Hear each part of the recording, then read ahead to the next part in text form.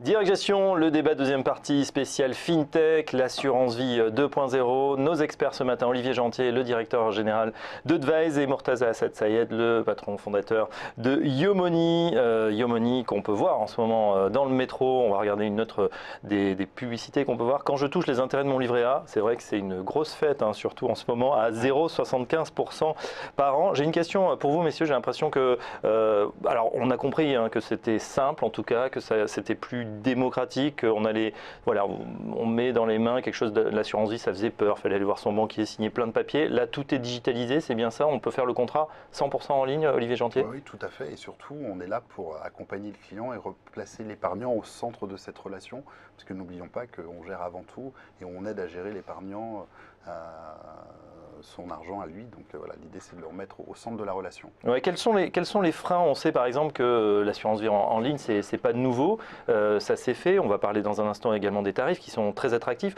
On voit que les Français n'ont pas pour autant franchi le pas parce que c'est pas cher. Est-ce que justement il y a un moment le fait d'être rassuré, on met quand même des sommes importantes dans l'assurance vie. Est-ce que le fait de ne pas avoir d'agence, vous n'avez pas d'agence, comment ça se passe la relation justement, cette relation client, à part ce reporting qu'on va recevoir une fois par semaine, qui est quand même beaucoup mieux que le relevé annuel, il est vrai.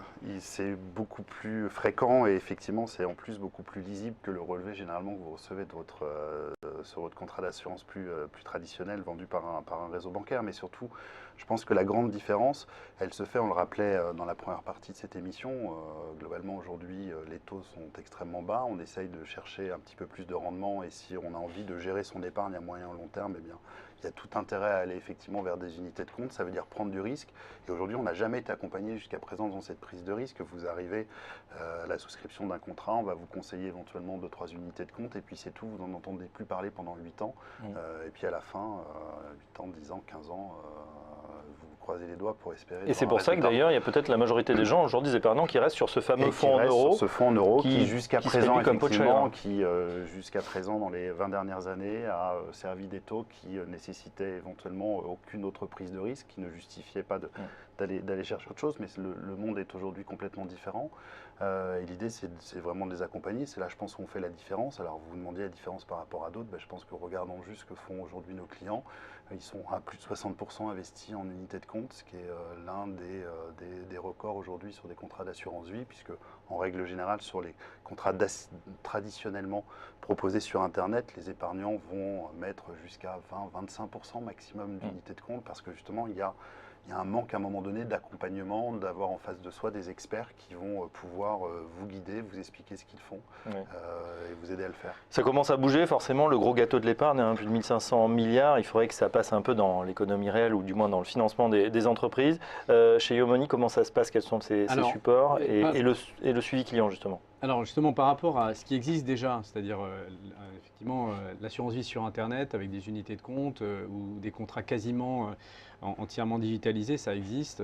Il y a des grands fournisseurs de ça depuis quelques années et ça marche bien, mais ce n'est pas spectaculaire, ça reste encore des petites parts de marché. Ce que nous on fait qui est nouveau, c'est qu'on fait le mandat de gestion et donc ça c'est souvent pas le cas dans les courtiers en ligne, mais surtout on le fait sur des fonds indiciels. Donc des fonds indiciels, c'est des fonds qui n'ont pas de marge pour rétrocéder aux distributeurs. C'est un point très important dans notre modèle d'affaires.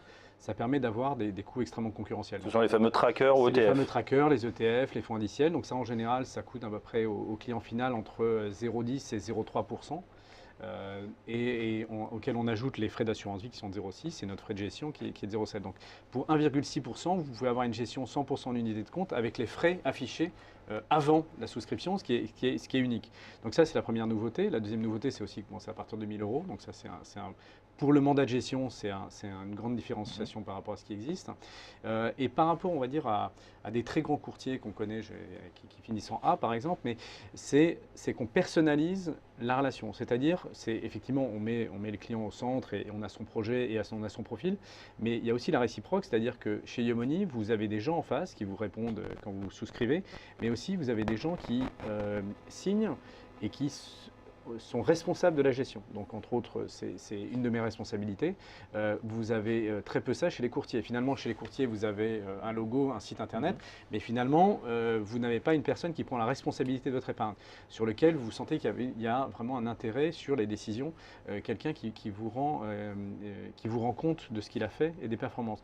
Et ça, c'est également ce qui n'existe pas dans les grandes banques. Dans les grandes banques, vous ne pouvez pas demander à monsieur ou madame grand groupe de rendre compte sur les comptes. Il n'y a personne finalement qui... Ça veut dire, Mortaza, que si moi j'ai pris le profil équilibré et que je vois ma performance diminuer drastiquement là, depuis le début de l'année, je peux prendre mon téléphone, vous appeler et dire mais qu'est-ce qui se passe, qu'est-ce que vous avez mis dans votre gestion? Non seulement vous pouvez le faire, mais on va vous répondre en assumant ce qu'on a fait, on va vous expliquer pourquoi on l'a fait, ce qu'on regrette d'avoir fait ou pas, et on va mettre en face aussi la gestion d'un indice ou des conditions de marché, et on va vraiment prendre la responsabilité comme une société de gestion. C'est ça qui est très très important pour nous, c'est que finalement on connaît des sociétés de gestion boutiques en France, elles ont eu souvent des succès assez importants, en général liés à la capacité des fondateurs et des gérants à prendre la responsabilité sur les gestions. D'ailleurs on connaît des gestions dont le nom, la marque et même le nom de famille du gérant, et je pense que c'est très important pour la relation d'un client de savoir qu'il y a quelqu'un en face qui est un humain qui prend ses responsabilités. Nous, on n'est pas entièrement robotisé. Quand je disais l'épargne gérée par le robot, donc c'est pas tout à fait vrai. Il y a quand même un comité de gestion, des gens derrière qui réfléchissent à la situation et ce qu'on va faire. C'est pas anonyme. Et vous avez vraiment des gens qui sont responsables derrière, contrairement à des grands groupes où finalement la responsabilité est diluée et voilà, le client se retrouve perdu face à ça. C'est une chose importante parce que c'est vrai chez Yomoni, c'est vrai chez Advice. Derrière le mot robot advisor, il ne faudrait surtout pas croire que c'est la machine qui décide et c'est la machine qui fait tout. C'est vrai qu'on entend un peu ça. Oui, c'est ce qu'on entend parce que c'est toujours facile de faire des raccourcis. Il y a des gens éventuellement qui ont peur de cette innovation et qui pourraient essayer de pousser ce raccourci. Mais ce n'est pas le cas. Ça veut juste dire qu'on utilise aujourd'hui les technologies pour nous aider justement à gérer cette relation avec le client.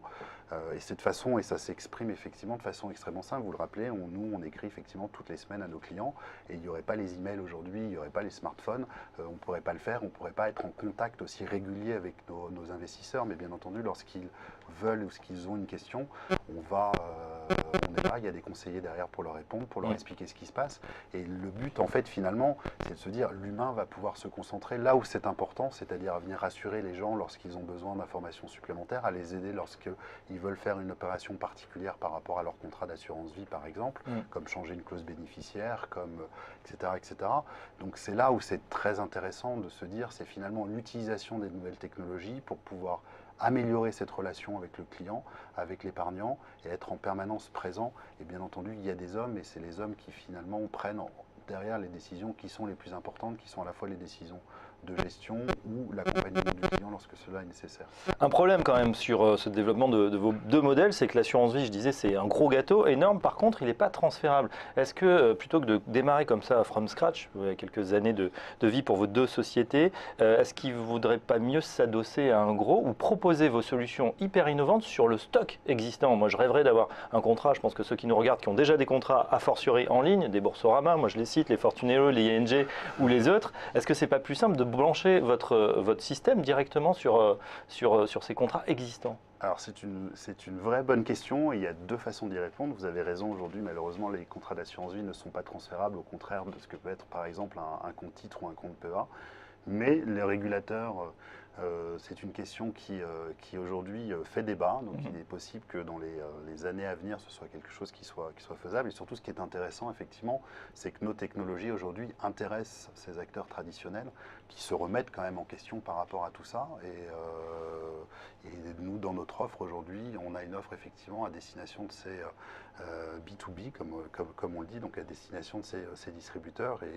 Donc ça devrait peut-être arriver. Ça devrait arriver effectivement dans les mois à venir de pouvoir leur permettre aussi d'utiliser ça pour les aider à gérer le stock existant et à offrir à leurs clients effectivement ce niveau de qualité, de satisfaction. Oui, parce qu'on le voit toujours, ça paraît très simple, le profil, etc. Derrière, il y a quand même des milliers de lignes de code sûrement pour faire ça, pour que ça soit joli, ergonomique, facile et que ça marche quand on clique dessus. Alors, il y a une dose technologique assez importante, mais ce n'est pas tellement ça qui intéresse les assureurs, ou en tout cas qui pourrait rendre la chose intéressante. C'est en tout cas du côté Yomoni, c'est aussi le modèle économique. Pour nous, la transférabilité de l'assurance vie, ça serait du pain béni. Hein. Et je pense que ça serait un droit légitime des clients de pouvoir le faire. Donc pour l'instant, on a une situation dont on souhaiterait qu'elle évolue. On verra, ce n'est pas dans nos mains, mais on souhaite ça très fort. Le modèle économique, c'est aussi ça qui rend la chose intéressante pour les clients et pas forcément pour les assureurs. C'est-à-dire qu'aujourd'hui, les assureurs, dans les assurances vie, ont des unités de compte qui leur permet de prendre des rétrocessions et des marges importantes sur les unités de compte qui sont tarifées en général par des fonds actions aux alentours de 2 à 2,5% par an sur la performance du client. Nous, les unités de compte qu'on va mettre, elles ne rétrocèdent pas. Donc l'assureur ne va pas pouvoir extraire autant de je dirais même, quelle que soit la performance du fonds et du client. Oui, toujours. Mais ce que je veux dire, c'est qu'on l'enlève sur la performance. Donc vous avez une performance négative, les unités de compte vont vous retrancher 2% en plus. Et ça rend, chez les assureurs, un vrai problème, c'est que leur réseau de distribution existant vit de cette rétrocession, parce qu'ils ont des coûts importants, parce qu'ils ont une relation physique, ils sont localement, etc. Donc c'est potentiellement justifié. Le seul problème, c'est que s'ils commencent à faire, on va dire, à faire trop avec nous, ils vont se retrouver à se mettre à dos leur réseau physique. Un peu comme une banque qui a d'un côté une banque directe et une banque avec des agences. S'ils ne font pas les mêmes tarifs, ils se retrouvent avec un conflit interne. Donc ça, c'est leur problème. Et on voit bien que ça va être un énorme frein pour aller prendre des solutions comme les nôtres au sein même de leurs solutions. Nous, on a un modèle relativement pur. On travaille avec Suravenir, qui est lui déjà très fortement en ligne et qui nous permet d'avoir des unités de compte sans rétrocession dans un mandat de gestion qui est pour l'instant unique. Donc moi, je souhaite de mes voeux qu'on puisse le faire avec tous les assureurs. Je mets juste en doute le fait que les assureurs soient vraiment tous intéressés. Tous intéressés, exactement. Les autres produits, les autres développements, justement, aujourd'hui, l'assurance vie, on peut dire que cette techno pourrait être utilisée pour d'autres comptes. Est-ce que c'est là aussi dans les cartons, dans les projets? C'est dans les cartons, en effet. Alors l'objectif, après, il n'est pas non plus de se transformer en supermarché de l'épargne et avoir une offre catalogue, parce que l'objectif, il est continuer, et c'est tout l'ADN d'Advise aujourd'hui, d'accompagner avec simplicité ses clients. Donc on a commencé effectivement avec un produit assurance vie, sans dévoiler de secret. On aura effectivement très rapidement certainement quelque chose à base de gestion indicielle et d'ETF. Et puis aussi on est en train de regarder tout ce qui concerne les PEA ou encore les PERP, parce que aujourd'hui ça fait partie des choses qu'il faut avoir dans son épargne, surtout lorsqu'on se projette à long terme et qu'on est là pour préparer sa retraite, les études des enfants, etc. etc. Ouais, surtout que sur le PEA, on sait qu'il y a beaucoup de fonds indiciels, de trackers qui sont éligibles au PEA maintenant. Exactement. Alors l'intérêt du PEA, c'est que souvent c'est moins cher que l'assurance vie. La contrainte, c'est la diversification. La réglementation sur le PEA est un peu absurde puisqu'elle a des contraintes géographiques ou même des contraintes de classe d'actifs, puisque bon, c'est un plan en action, mais finalement, pourquoi pas mettre des obligations au rendement, ça serait un peu le même intérêt, ce serait vraiment un bon bénéfice de diversification. Donc l'étude pour nous de trouver quels sont les bons véhicules pour créer un portefeuille idéal sont en cours. On souhaite sortir le PEA, le compte titre à la fin du premier trimestre. Et ça sera plutôt pour des profils relativement dynamiques, puisque justement ça sera vraiment axé sur les actions. Et puis je pense que le PERP a également une enveloppe intéressante sur laquelle on peut mettre à peu près le même type d'allocation d'actifs. Et ça permettrait d'avoir un peu une gamme de mandats de gestion en fonction des intérêts ou des avantages fiscaux et surtout de l'allocation d'actifs qui permettrait d'être beaucoup plus large et pas se cantonner juste à l'assurance vie, voilà, qui est quand même un produit souvent associé à une garantie ou en tout cas à un profil plutôt défensif. Voilà la nouvelle façon donc de gérer son épargne, ça se passe sur Internet, bien sûr c'est le digital, sur mobile, sur les plateformes, advise.fr et yomoni.fr. Prenez soin de votre argent, on vous épargne le reste, une belle proposition. On en reparlera et on vous suivra, messieurs. Olivier Gentier, le directeur général de Advise. Merci Olivier, merci également à Mortaza Assad-Sayed, le patron fondateur de Yomoni. Ce débat spécial FinTech est terminé. On se retrouve dès demain pour un prochain débat. Pour l'instant, on se reconnecte au marché. Tout de suite, Direct Investisseur.